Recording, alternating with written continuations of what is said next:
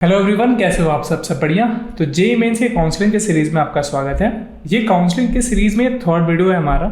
हमने ऑलरेडी ये बता रखा हुआ है कि अगर आपका लो परसेंटाइल है या फिर लो रैंक है तो आपको कौन सा एनआईटी कॉलेज मिल जाएगा। हम कौन से डेटा पे काम कर रहे हैं, यह है आपका जोसा एंड सीसैप। जोसा एंड सीसैप के बारे में सारा डिटेल हमने कवर किया हुआ है अपने पिछले वाले वीडियोस में। हर वीडियो में बार बार थोड़ा सा बताना सही नहीं होता है, इसलिए आपने नहीं अगर वीडियो देखा तो आप पिछले वाले वीडियोस को देख सकते हो कि जिनका लो परसेंटाइल स्कोर है और वो चाहते हैं कि लो रैंक पे कोई ना कोई अगर एनआईटी मुझे मिल जाए तो कौन से रैंक पे क्या मिल सकता है। हमने इसका ऑलरेडी वीडियो बनाया हुआ है। इस वीडियो में क्या होगा, ये वीडियो बनाने का मोटो क्या है कि काफ़ी बच्चे ऐसे भी हैं जिनका काफ़ी लो परसेंटाइल है या फिर लो रैंक है। वो चाहते हैं कि मेरा एनआईटी में नहीं हो पाएगा तो क्या मुझे ट्रिपल आईटी मिल सकता है। अब मैं आपको बता दूं कि जो जोसा का काउंसलिंग होता है फिर सीसैप का काउंसलिंग होता है, उसमें अलग अलग प्रीमियम इंस्टीट्यूशन भाग लेते हैं। जैसे जोसा काउंसलिंग के थ्रू आपको आईआईटी भी मिलता है, एनआईटी भी मिलता है, ट्रिपल आईटी भी मिलता है और जीएफटीआई भी मिलता है। आईआईटी होता है वो तो टॉप रैंकर लेके चले जाते हैं, उससे नीचे वाले एनआईटी ले जाते हैं। अब एनआईटी भी जिसको नहीं मिल रहा है उनको क्या, इसमें ट्रिपल आईटी आता है। फिर ट्रिपल आईटी के बाद लोग जीएफटीआई कवर करते हैं। अब मैं आपको ये भी बता दूं कि ऐसा नहीं है कि ट्रिपल आईटी जो सारे कॉलेजेस हैं वो लो ग्रेड वाले हैं। कुछ ऐसे भी कॉलेजेस हैं जो एनआईटी को भी टक्कर देते हैं। ऐसा नहीं है कि सब खराब है।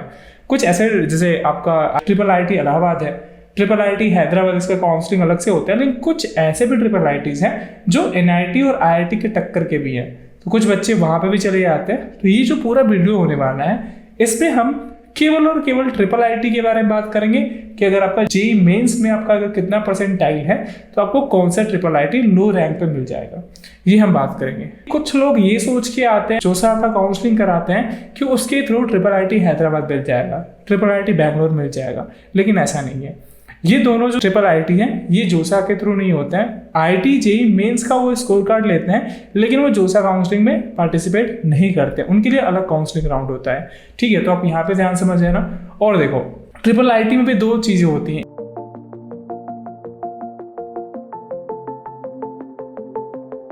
दोनों डिफरेंस है।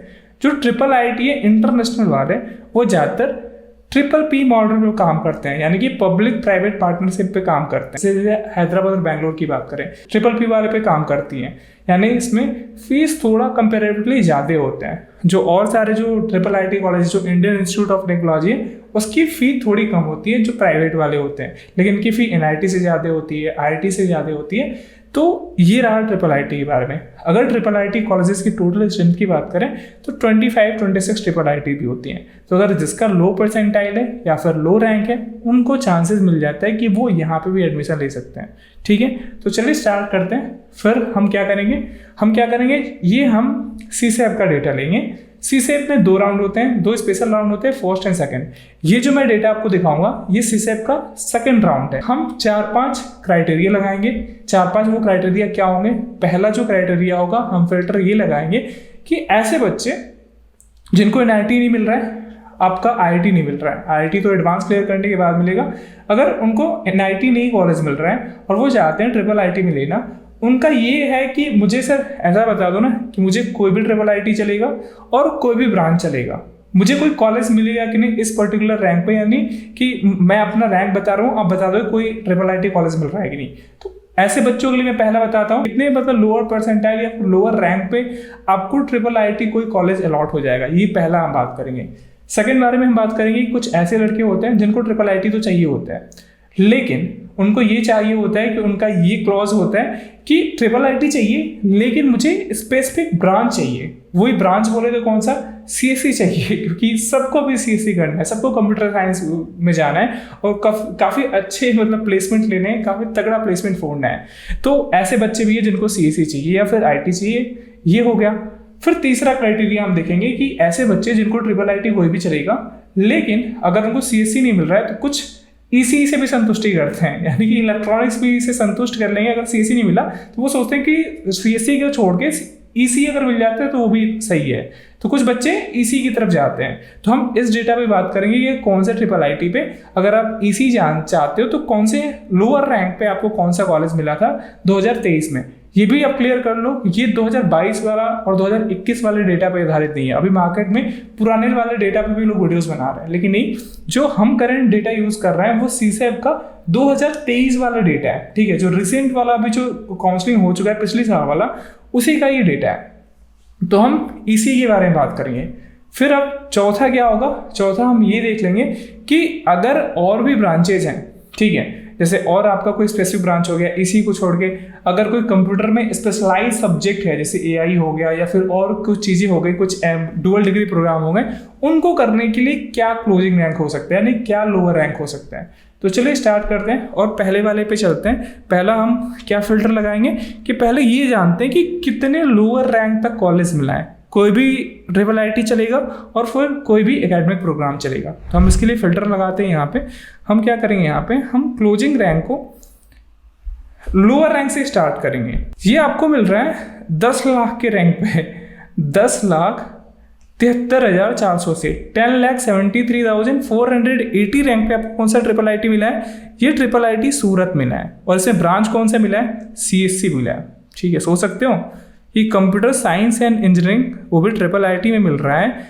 किसके लिए, ये जो सीट है यानी कि रिजर्वेशन यहाँ पे लग रहा है ओबीसी एनसीएल कैंडिडेट और वो पीडब्ल्यूडी कैंडिडेट को मिला है पिछली बार। जेंडर न्यूट्रल सीट है और रैंक कितना है, ये लोअर रैंक है, 10,73,000 पे भी कॉलेजेस मिल रहे हैं। ठीक है, आपको राइट इन्फॉर्मेशन होना चाहिए और अगर आप चाहते हो इस कॉलेजेस में जाना तो आप डेफिनेटली ले सकते हो और यहाँ से सीएससी पढ़ सकते हो। लेकिन लास्ट में आपको प्रो टिप बताऊंगा कि क्या यहाँ पे मतलब ये इसमें एडमिशन लेना सही होगा कि नहीं होगा, मेरा क्या थॉट प्रोसेस है वो भी मैं आपको बताऊंगा। दूसरा आगे देखते हैं, इसमें जो डेटा और जो है वो देख लेते हैं। फिर आता है आपका 1,73,000 हो गया। फिर दूसरा वाला देखो 1,71,000। ठीक है, 1,71,000 पे भी आपको मिला है। ये तिरुचिरापल्ली में आपका ट्रिपल आईटी है, इसमें इलेक्ट्रॉनिक्स एंड कम्युनिकेशन इंजीनियर मिल रहा है, यानी कि ईसी ब्रांच मिला है, 4 साल वाला होता है। और ये किसको मिला है, ये पीडब्ल्यूडी कैंडिडेट को मिला है और ये फीमेल कैंडिडेट है।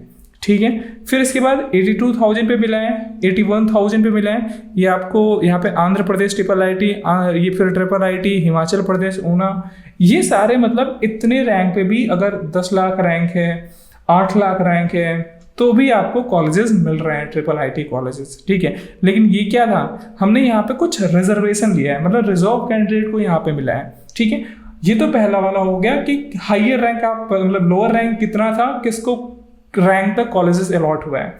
अब हम बात करेंगे कुछ स्पेसिफिक प्रोग्राम के लिए। अब हम यहाँ पे फिल्टर लगाएंगे। फिल्टर ये लगाएंगे कि सीएससी कितने पे मतलब मिला है, लास्ट जो रैंक है, जो क्लोजिंग रैंक है, कितने लोअर रैंक वाले को सीएससी मिल सकता है, ये देखते हैं पहले। ठीक है, तो हमने यहाँ पे फिल्टर लगाया। हम यहाँ पे क्या करेंगे, हम जाएंगे एकेडमिक प्रोग्राम पे, हम सारे जो अभी सेलेक्टेड है उनको हटा के हम केवल लेंगे computer science and engineering, computer science and artificial intelligence, ये भी हमें नहीं चाहिए। हमें कोर्स सीएस चाहिए, कंप्यूटर साइंस, हाँ computer science and engineering 4 year bachelor of technology, ये हम प्रोग्राम सेलेक्ट किए। और इसमें आप देखो, अगर हम सीएससी की बात करें और कोटा भी हमें जनरल के लिए लेना है कि हम जनरल कैंडिडेट के लिए देखना चाहते हैं, हम कोई रिजर्वेशन नहीं लेना चाहते। और मैं ऐसा इसलिए कर रहा हूँ कि आप जनरल से लगा सकते हो कि जनरल का हाई एक्चुअली जाता है, तो उससे नीचे वाले जितने भी होंगे वो आइडिया लगा सकते हैं। ओबीसी कैंडिडेट भी लगा सकते हैं कि उससे कितना होगा। सीट टाइप हमने जनरल सेलेक्ट कर लिया, ओपन सेलेक्ट कर लिया। जेंडर में अभी हम फीमेल को छोड़ दें, हम केवल जेंडर न्यूट्रल सीट को देखते हैं कि कितना हाईएस्ट रैंक वाले को सीएससी मिला है। तो देखो यहाँ पे आपको डेटा खुल के आ गया। हम यहाँ पे देख रहे हैं कि जो सबसे हायर रैंक है 80,652 रैंक, मतलब 80,000 पे क्लोज हुआ है, सीएससी ब्रांच मिला है ट्रिपल आईटी मणिपुर में। फिर 54,906 रैंक पे मिला है triple IT Agartala CSE branch. फिर मिला है 50,872 रैंक पे ट्रिपल आईटी वेस्ट बंगाल कल्याणी में जो है। फिर आपका मिला है 49,435 पे मिला है आपका ट्रिपल आईटी भागलपुर। 48,000 के करीब में मिला है आपका ट्रिपल आईटी कर्नाटक। तो अगर आपका कोई भी मतलब आप कोटा अप्लाई नहीं करना चाहते हो, आप ओपन सीट पे यानी कि जनरल कैंडिडेट में अगर आप सीट लेना चाहते हो, अगर आपको कोई भी मतलब ट्रिपल आईटी चलेगा, लेकिन अगर आपको सीएससी चाहिए तो एटलीस्ट आपको 50-60 हज़ार तक भी मिल जा रहा है, यानी कि पिछली बार तो 80 हज़ार तक भी मिला है। तो 50-60 40-50 हज़ार तक भी आपका रैंक है, तो आप CSE कर सकते हो IIIT इंस्टीट्यूट से। ठीक है, ये आपको समझ में आ गया। पहला वाला क्राइटेरिया हमने देख लिया कि CSE ब्रांच चलेगा। अब हम क्या करेंगे, अब हम सारे के सारे जो डेटा हैं उस मतलब ये फिल्टर चेंज करेंगे। अब हम देखेंगे ECE के लिए कि अगर किसी को कोई भी IIIT चलेगा लेकिन वो ECE ब्रांच सेलेक्ट करना चाहता है तो हायर रैंक कितना गया है। तो हम यहाँ पे गए, हमने यहाँ से फिल्टर चेंज किया, सारा का सारा क्लियर किया और हम देखेंगे electronics and communication, electronics and BTech in electronics and communication. लेकिन हमें देखना है इलेक्ट्रॉनिक्स एंड कम्युनिकेशन, हाँ, क्योंकि काफ़ी सारे अलग अलग प्रोग्राम्स होते हैं, उसमें आपको कंफ्यूज नहीं होना है। तो electronics and communication engineering 4 year bachelor program हमने देख लिया। अब देखो इसका कितना गया है, जो यहाँ पे देखो आप जो ECE है, जो ECE ब्रांच मिला है वो मिला है 1,02,999। अगर रैंक भी रहा हो पिछली बार तो उस वाले बंदे को मिल गया था IIIT मणिपुर। कौन सा ब्रांच? ECE branch. फिर 60,613 रैंक पे मिला है आपको IIIT West Bengal ECE branch.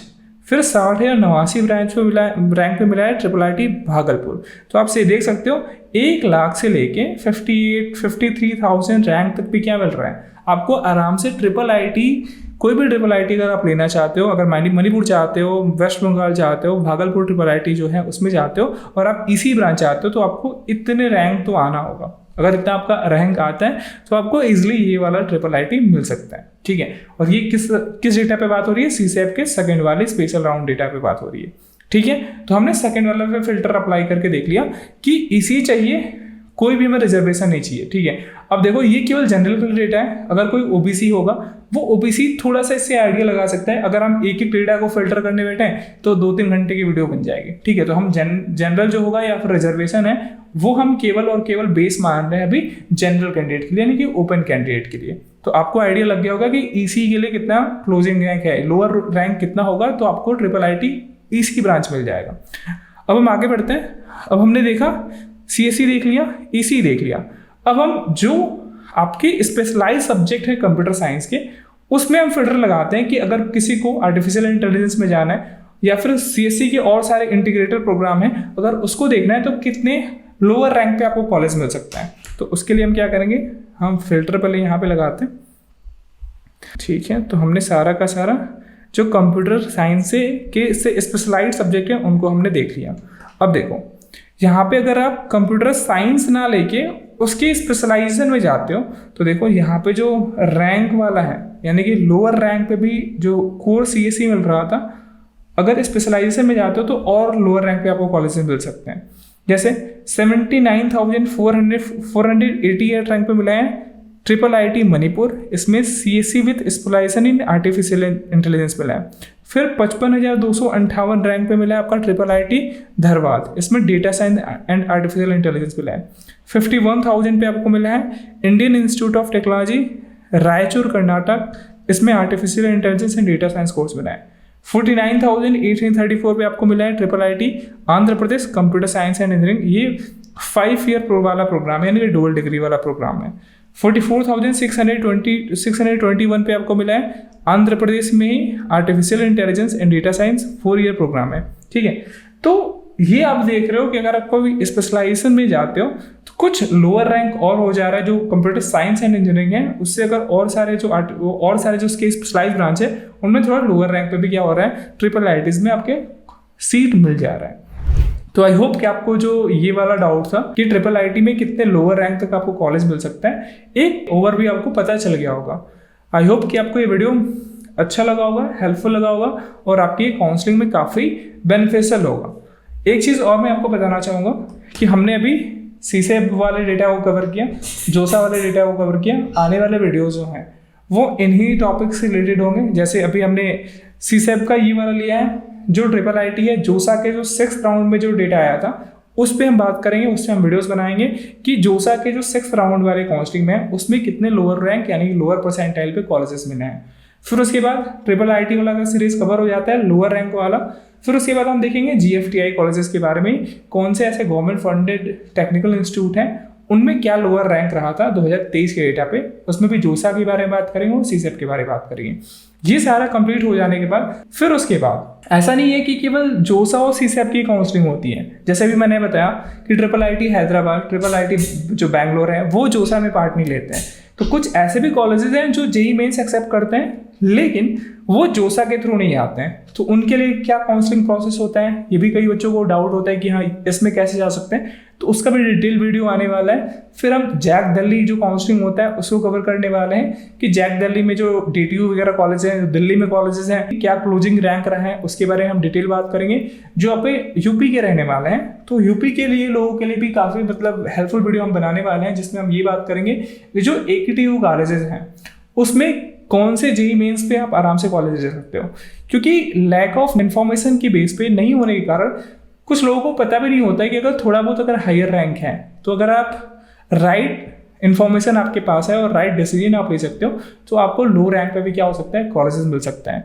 तो इसके लिए मैं आपको फिर से बोल रहा हूँ कि अगर आपने अभी तक इस चैनल को सब्सक्राइब नहीं किया तो आप सब्सक्राइब कर लो। डेफिनेटली आपको इस चैनल से हेल्प मिलेगी।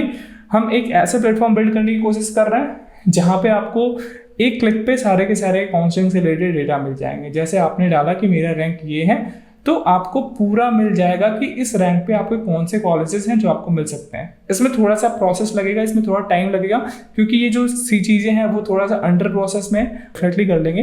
तो अगर आपको कोई भी चीज़ें काउंसलिंग से डाउट होती है तो आप एक बार, अगर अभी भी कोई डाउट इस वीडियो से रिलेटेड है या फिर और भी कोई डाउट आपकी अगर है दिमाग में, तो आप डेफिनेटली कमेंट बॉक्स में आप जाके पूछ सकते हैं अपना डाउट।